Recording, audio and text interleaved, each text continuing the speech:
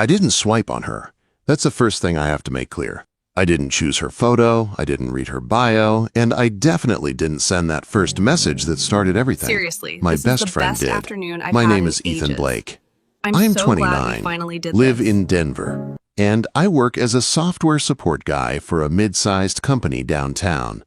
I spend most of my day fixing login problems and explaining the same 3 things over and over to people who swear they didn't change anything. I'm not the crazy party type. I don't go out every weekend. I don't collect X's like baseball cards. I'm more of the pizza, hoodie, and Netflix after work kind of guy. Stable. Predictable. The kind of guy people come to when they need help moving a couch or setting up their Wi-Fi, which is exactly why my friends decided I was in a dating slump and needed help. It happened on a Friday night at my apartment. My friend Tyler and his girlfriend Jess came over with takeout and beer. We were sitting on my worn-out couch, some game on the TV that none of us were really watching, when Jess spotted my phone on the coffee table. "Ethan," she said, picking it up, "why do you have a dating app if you're never on it? You haven't opened this in weeks." "Because it's a waste of time," I said, reaching for my food. "I match with bots, people who want clout, or girls who ghost after 3 messages. I'd rather not bother." Tyler grinned. "That's because you don't know how to use it. You swipe like a nervous dad. Let us help." "I'm good," I said. Jess ignored me, already unlocking my phone because she knew my passcode. "Here's what we're going to do," she said. "Ty and I get 1 night with your profile.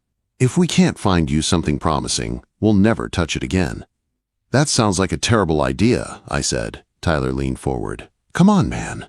You haven't had a real date in, 8 months? Quote. 6. I said automatically. They both looked at me. "Okay," I sighed. "Whatever, 1 night, but nothing weird." And no sending messages like, "You're me," but actually you. Quote. Jess smiled like a villain in a movie. No promises. I should have grabbed my phone right there. Instead, I let them scroll through my matches while I went to get more drinks from the kitchen. From the fridge, I could hear Jess narrating. "Ooh, she's cute, but her bio says, 'No boring, guys.' That's a pass, because we're honest here." "Wow," Tyler said. "This one has a picture with a tiger." "That's a red flag." They laughed. I shook my head, but I was smiling too. It felt harmless. By the time I came back to the couch, Jess's eyes were wide. "Okay, I found her," she said. "She's perfect for you." I sat down. Let me see. On my screen was a woman with dark brown hair that fell past her shoulders in loose waves. She wasn't overly posed. No filters, no big dramatic angles. The first photo was her in a gray hoodie at what looked like a coffee shop, laughing with her eyes half closed. Her name was Lauren. 30. Denver. The second photo was her at a park with a big golden dog, both of them squinting into the sun. The third was just her hands holding a sketchbook. I scrolled to her bio. Graphic designer, coffee addict, serial overthinker. I like long walks through Target, thunderstorms, and people who ask real questions instead of YD. I don't want something casual. I want something honest. I felt something shift in my chest. "She seems normal," I said. "Normal and hot," Tyler added. Jess grinned. "And she matched with you while your profile was sitting here collecting dust, so you're welcome." "You swiped?" I asked. Jess lifted her chin. "I did." "And she matched right away. That means she swiped on you first. This is fate, my guy." I stared at Lauren's picture, at the little green dot that said she'd been active recently. "What did you send her?" I asked carefully. Jess bit her lip. "Jess," I said. "Relax," she said. "I just wrote, 'I like the way you wrote your bio. You sound like someone worth knowing.'" Quote. "That sounds like me," I said reluctantly. "Because I've known you for 7 years," she said. Now the ball's in her court. We made a bet just to make it fun. Tyler said I wouldn't last an hour talking to her before either ghosting or getting ghosted. Jess said we'd talk at least 3 days. I said it wouldn't go anywhere at all. We shook hands. Loser had to buy the others dinner at the expensive taco place downtown. Then we forgot about it and finished the night with bad jokes and video games. I didn't think about Lauren again until the next morning. Saturday, 9:12 a.m. My phone buzzed while I was half asleep, face down in my pillow. I reached over, grabbed it, and saw the notification from the dating app. New message from Lauren. My heart thumped once, hard, in my chest. I opened the app. "I like the way you wrote your bio," she'd replied. "You sound like someone who actually thinks before he types. That's rare on here."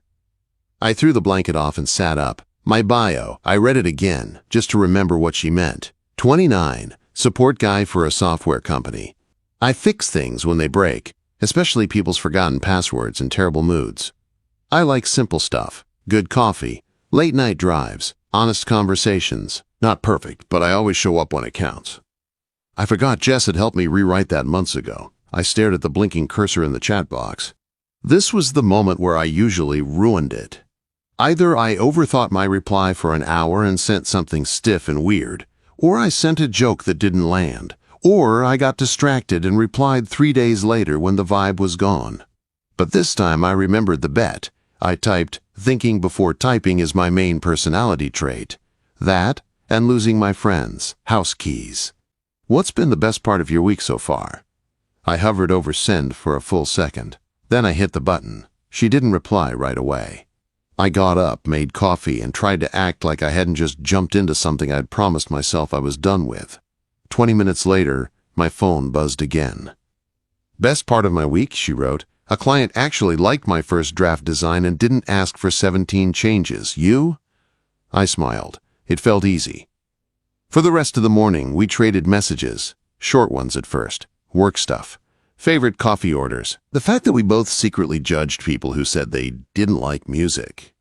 Somewhere around noon, it stopped feeling like a bet and started feeling like something else. Something that made my stomach twist in a way I hadn't felt since my last real relationship. Around 3 o'clock in the afternoon, she sent, "Okay, I have a question that will tell me everything I need to know about you." "Dangerous," I replied. "Go ahead." "What do you do when someone you care about calls you at 2 a.m. crying?" she wrote. "Even if you have work in the morning." I didn't even have to think about it. I typed, then I grabbed my keys. There was a pause, longer this time. For a second, I thought maybe I'd said too much. Maybe I'd scared her off. Then she replied.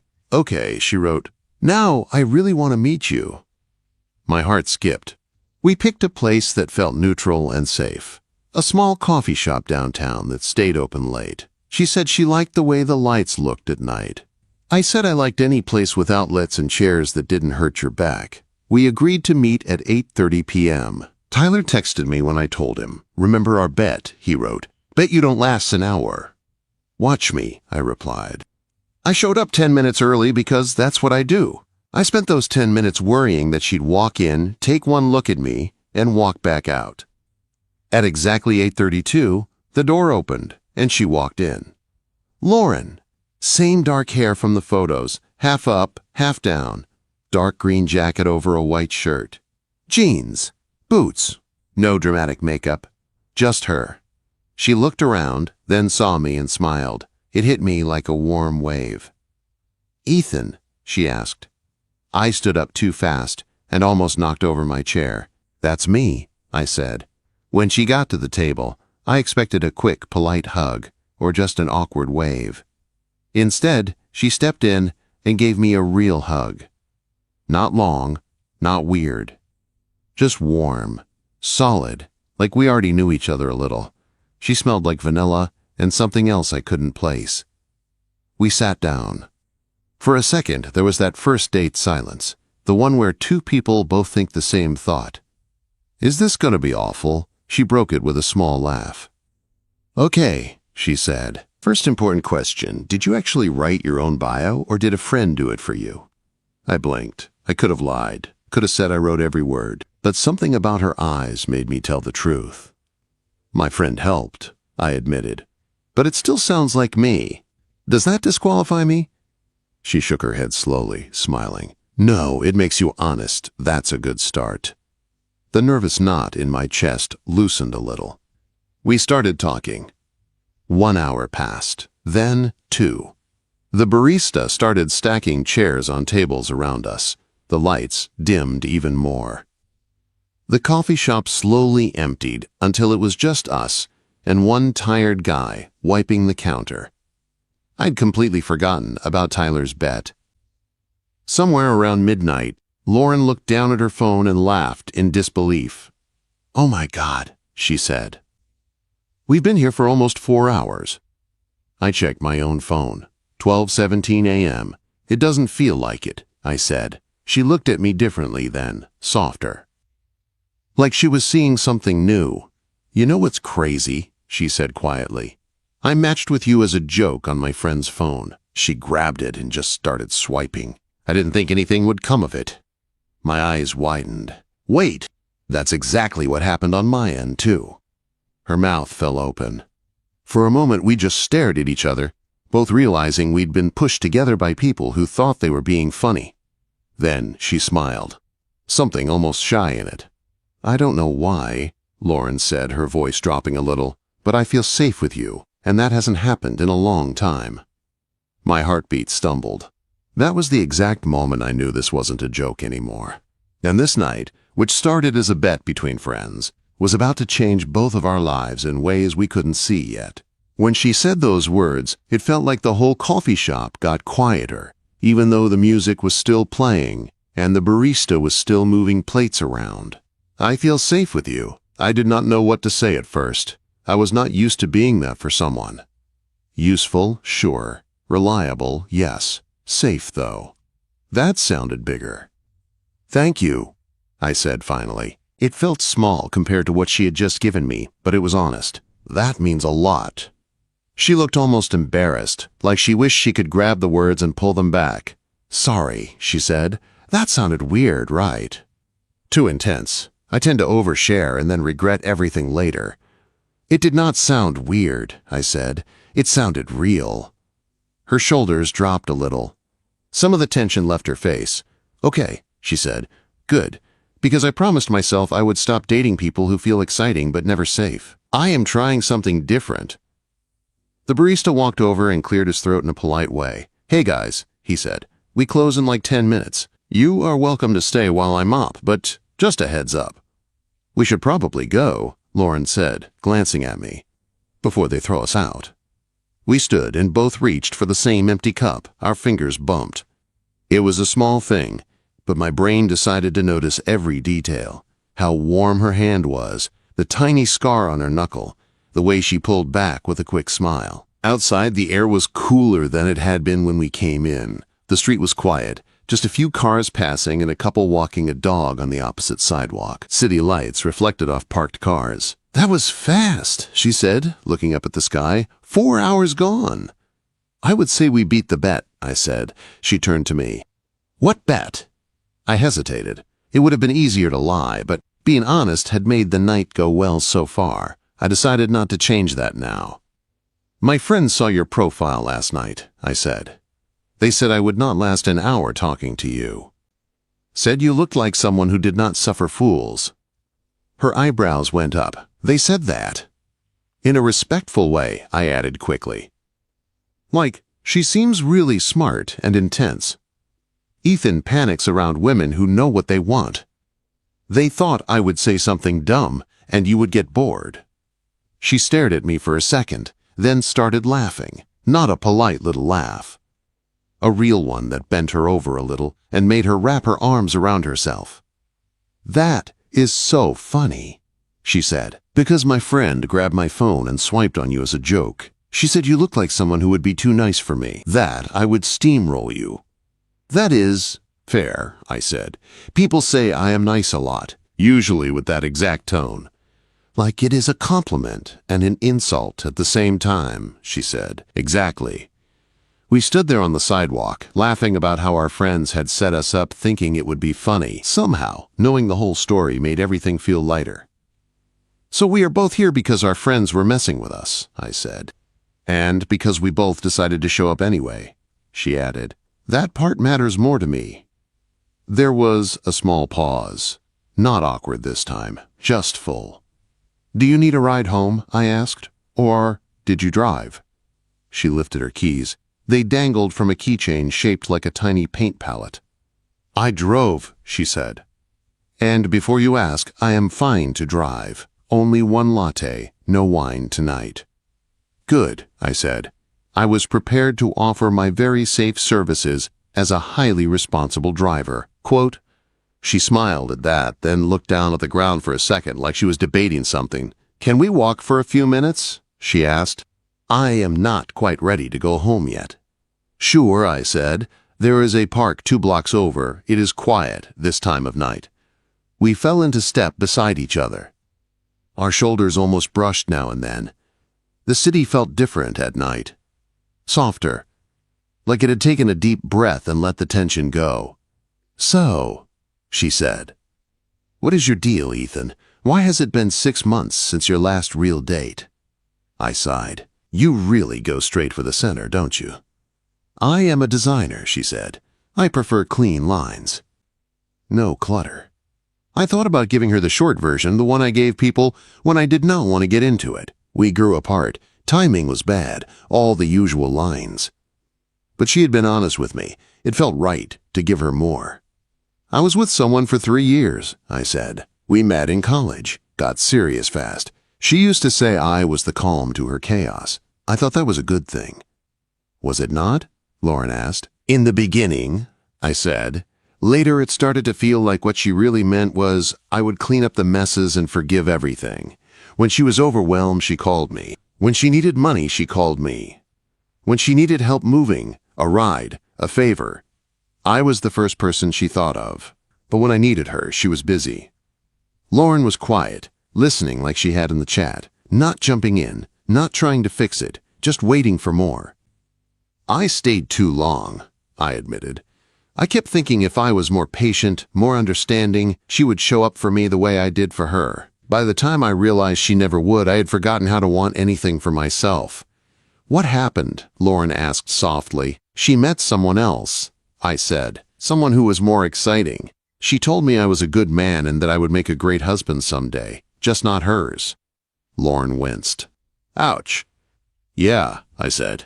"After that, dating apps felt like a game where everyone was pretending they did not care who got hurt, so I stopped trying." We turned the corner into the park. The streetlights cast pools of yellow on the empty path. A single bench sat under a tree. We walked toward it. "I am sorry," she said. "Not in the poor you way." In the way that says that must have been really heavy to carry alone. "Thank you," I said. "What about you? Why does feeling safe matter so much?" She let out a slow breath. "I have dated 3 kinds of men," she said, "the charming ones who vanish. The broken ones who want me to fix them, and the ones who think being louder than everyone else makes them interesting." "No steady ones?" I asked. She smiled a little. "No steady men turn into projects too. Or they decide, I am too much. Too opinionated, too emotional, too focused on my work, too everything." We reached the bench and sat down. The wood was cool through my jeans. "I was engaged once," she said suddenly. My head turned. "You were?" "Yeah," she said. "When I was 26. His name was Ryan. He was nice on paper. Good job, good family. Everyone loved him. He said all the right things, did all the right things. We had a date set, a dress, deposits paid." Quote. "What happened?" I asked. She stared straight ahead, eyes on nothing I could see. "He had a temper," she said quietly. "Not all the time. Just when life did not go the way he thought it should. At first it was just slammed doors, sharp words, long sulks. Then one night he grabbed my wrist during an argument. Hard enough to leave bruises. Anger flared up in my chest. I clenched my hands without meaning to.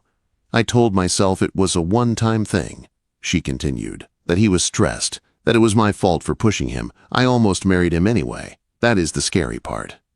"What changed?" I asked. "My friend called me," she said. "She said, if your little sister told you her fiancé did that, what would you tell her to do?" I knew the answer. I just did not want it to be my answer. "So you left," I said. "I left everything," she said. "The apartment, the wedding, the life I thought I was supposed to want. I moved into a tiny studio and started over, alone. It was the hardest and best thing I ever did." She looked at me then, eyes bright. "So yeah," she said, "feeling safe matters to me. A lot. Not just physically, emotionally too." I need to know I can relax around someone, that I do not have to watch every word or step. I nodded slowly. That makes sense, I said. You are allowed to want that. She watched my face like she was checking for any hint of judgment. What about you? She asked. What do you want now, really? I thought about it. The easy answer would have been something real. Everyone says that. I wanted to be more specific. I want a life that does not feel like I am always waiting for the other person to decide how much I matter, I said. I want to be chosen on purpose, not as a safe backup plan. She swallowed hard, like the words knocked into something inside her. The park was quiet. A car passed in the distance. Somewhere, a dog barked once and stopped. I like the way you answer questions, she said finally. Most guys I meet dodge them. You actually say things. Occupational hazard, I said. I solve problems for a living. I am trying not to let that bleed into relationships, though. Quote, trust me, I am not looking for someone to fix my life, she said. Just someone who is not afraid to be in it. We sat there for a while, talking about lighter things, childhood stories, favorite movies, the best and worst road trips we had ever taken. Eventually, cold crept into the air. Lauren rubbed her hands together and shivered. I should probably head home, she said. My dog will think I have abandoned him. You have a dog, and you did not lead with that, I said. I feel betrayed. She laughed.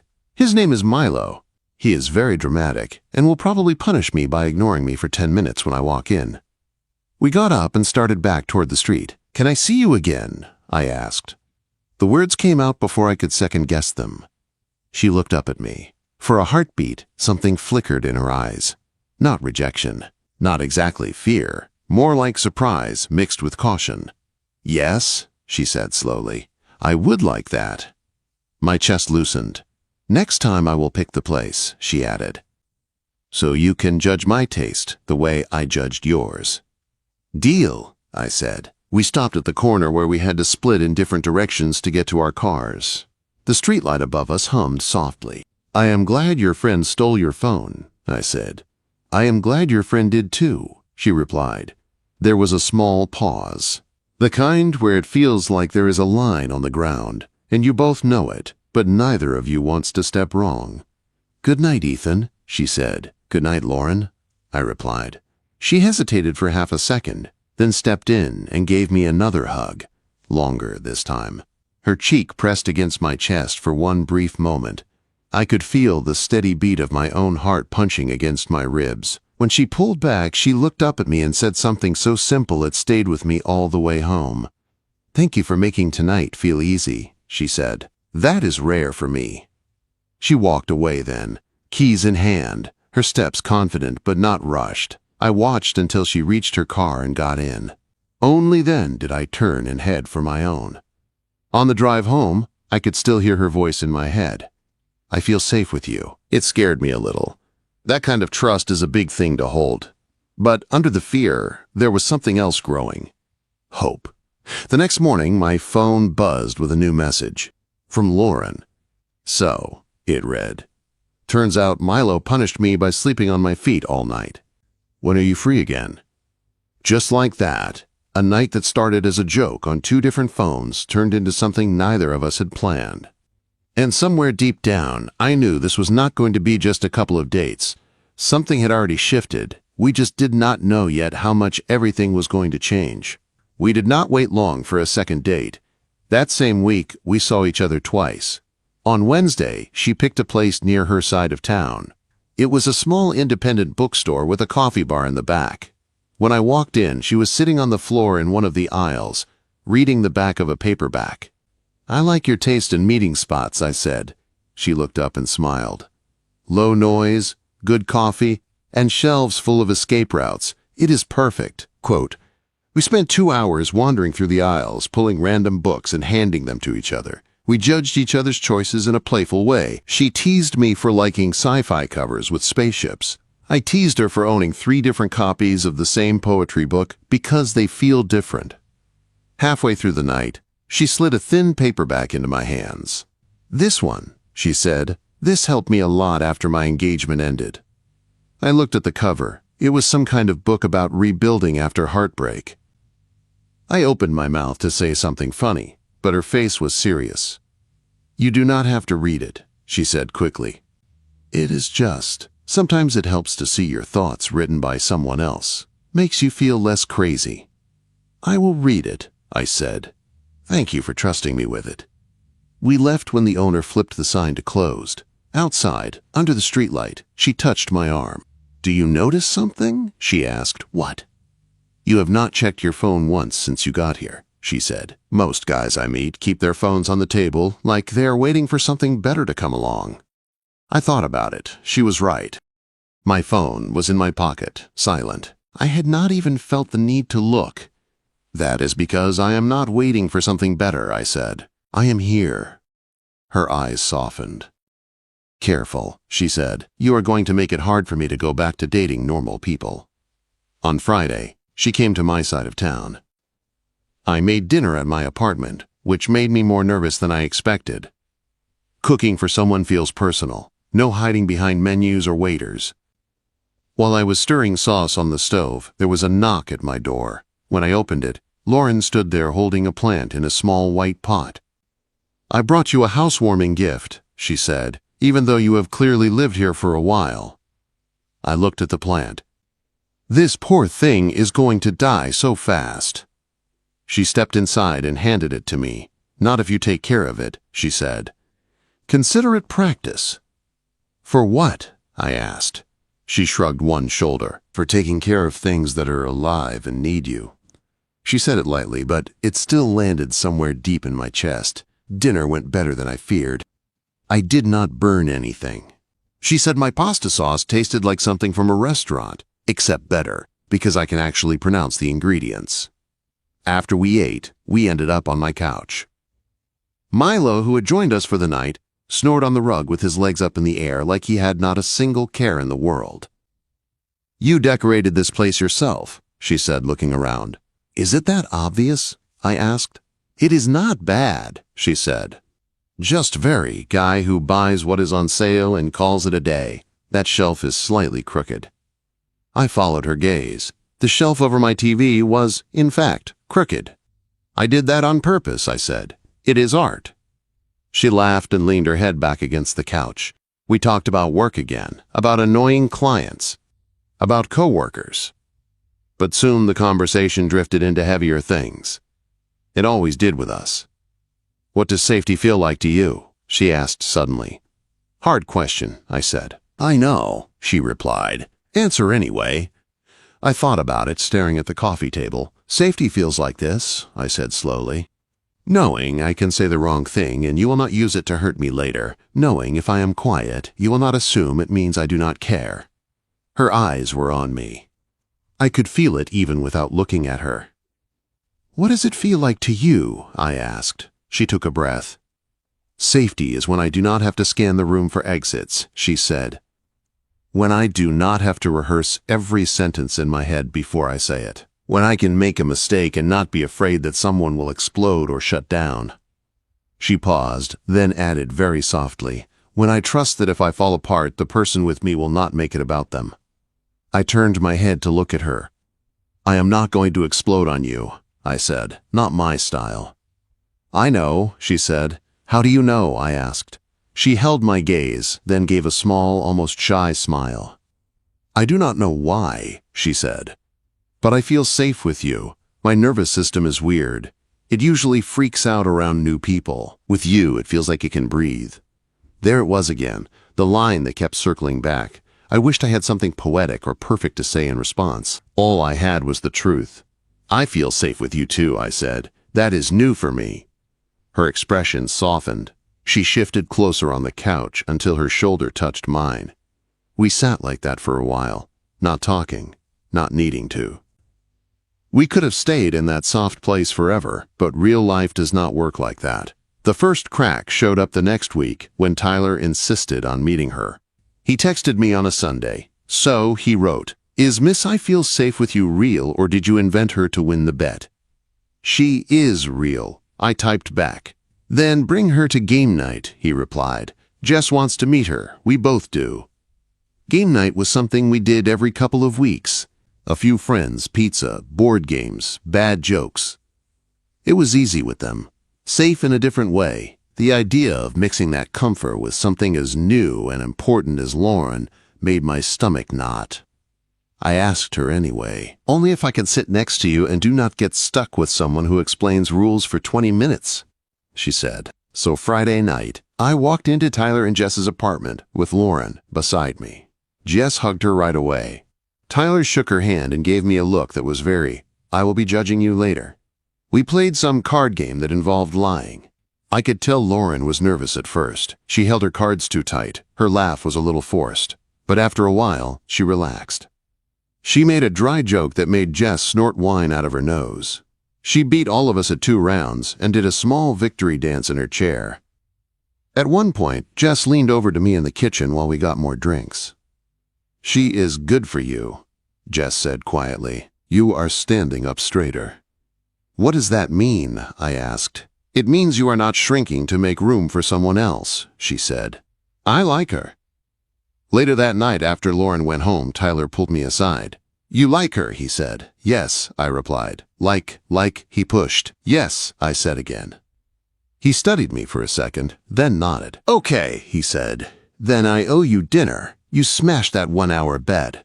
But just be careful, man. People who have been hurt that much carry a lot. You sure you are ready for that?" "I am not sure about anything," I said, "except that I want to try." For a while, it almost felt too good. We fell into a rhythm. Texts in the morning, memes in the afternoon, calls at night. We saw each other 3, sometimes 4 times a week. We went to a small concert in the park. We walked Milo by the river. She brought her laptop to my place and worked while I did my own work, both of us in silence that did not feel empty. But good things have pressure points. They find them when you least expect it. Ours showed up on a night that started normal. It was a Thursday. I had a long day at work, full of calls with angry clients. By the time I got home, my head hurt. Lauren texted asking if she could come over for a bit, said she had rough news from a client who had canceled a big project. When she arrived, she looked tired. I met her at the door and hugged her tight. "I brought your plant," she said when we pulled apart. "Look, it is still alive. You must be magic." The plant had a new leaf. She smiled like that was a small victory we shared. We ordered food, put on a movie just for background noise, and curled up on the couch.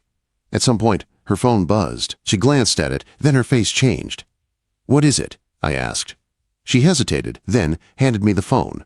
It was a text from an unknown number, but I knew from the tone. "Ryan."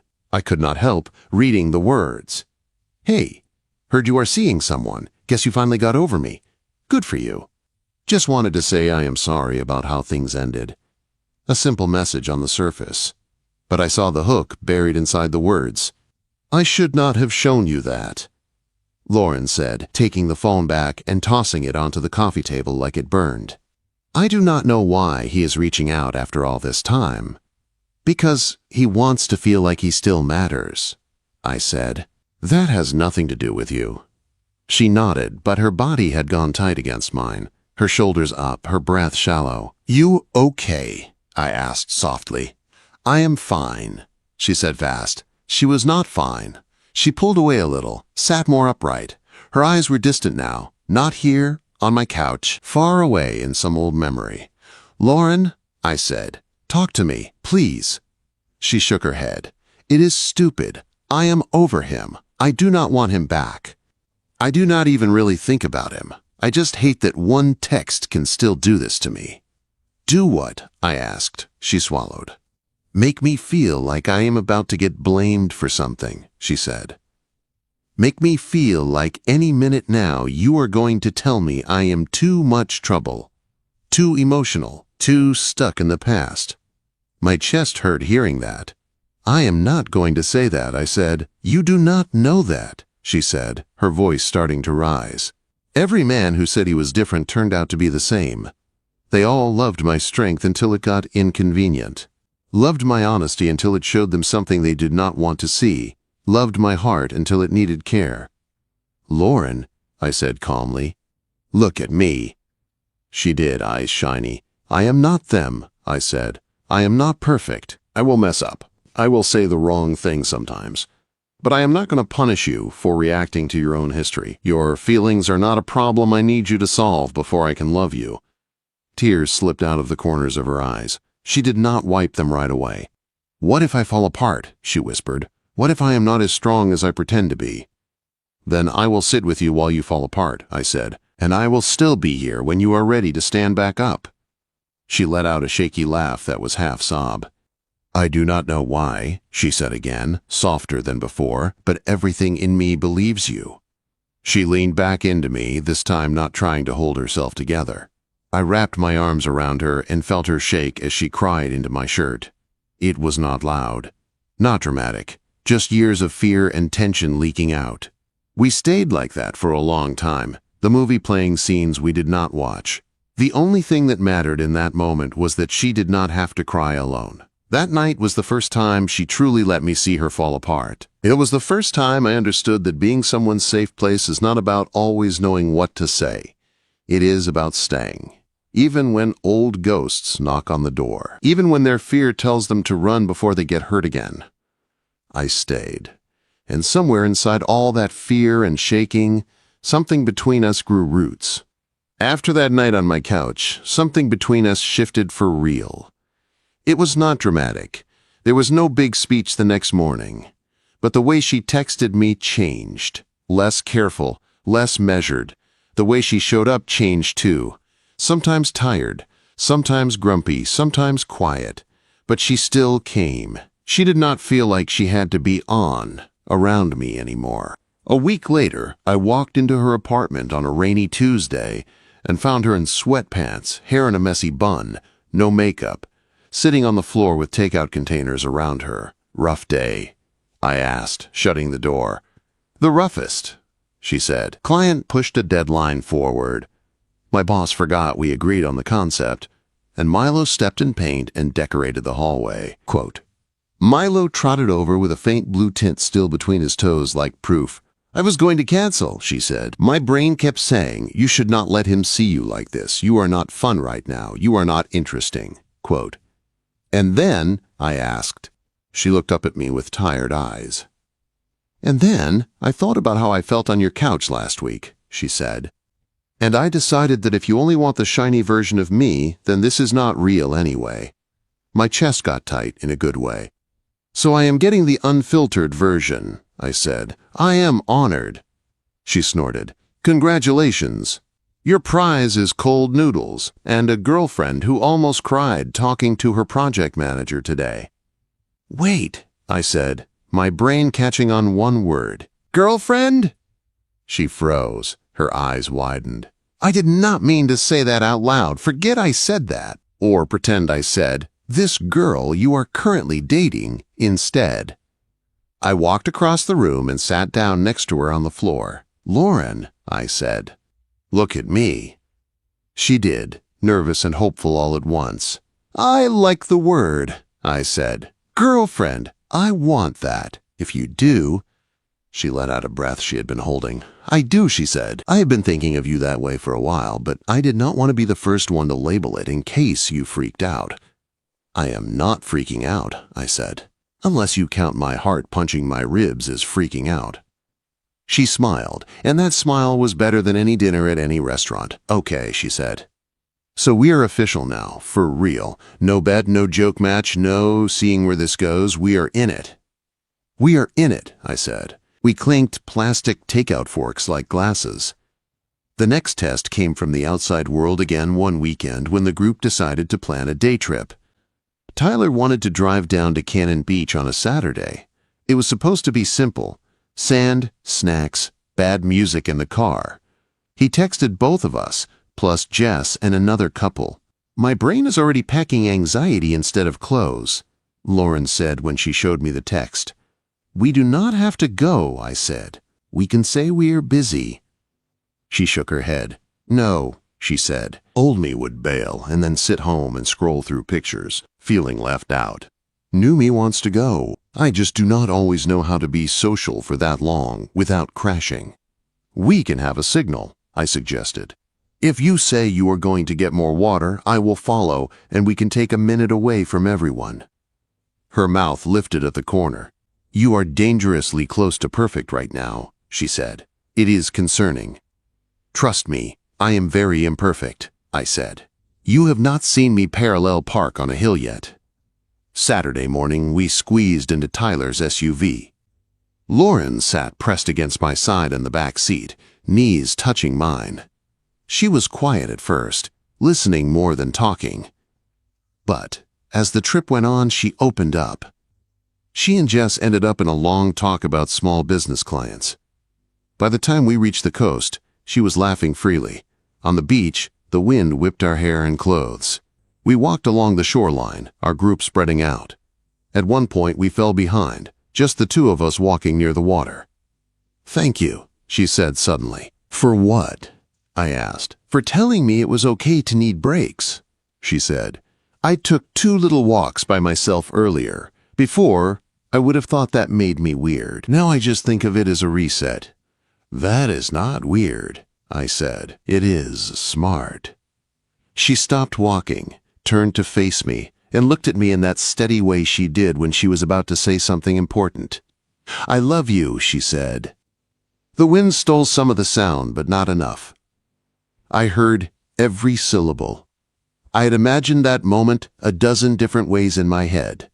I always pictured candles, or a perfect night, or some dramatic scene. Instead, it was here. Hair in her face, sand in our shoes, our friends yelling about a frisbee somewhere behind us. And somehow, that made it better. "You do not have to say anything back," she rushed on. I did not plan to say it right now. It just jumped out of my mouth, and now I am very aware that my hands are shaking. I reached for her, taking both her hands in mine. "I love you too," I said, clear and calm, even though my insides felt like fireworks. "I have for a while. I am just slow with words sometimes." Her eyes filled with tears, but she smiled. "You are a copywriter who is slow with words," she said. "That is kind of adorable." We stood there, waves crashing a few feet away, and kissed. It was not our first kiss, but it was the first one after every wall came all the way down. Love did not fix everything overnight. It never does. There were still moments when her past showed up. A sharp tone from a stranger would make her flinch. A delayed text would send her brain spinning stories that had nothing to do with me. Sometimes she pulled away for a day, quiet and distant, but now she told me when it was happening.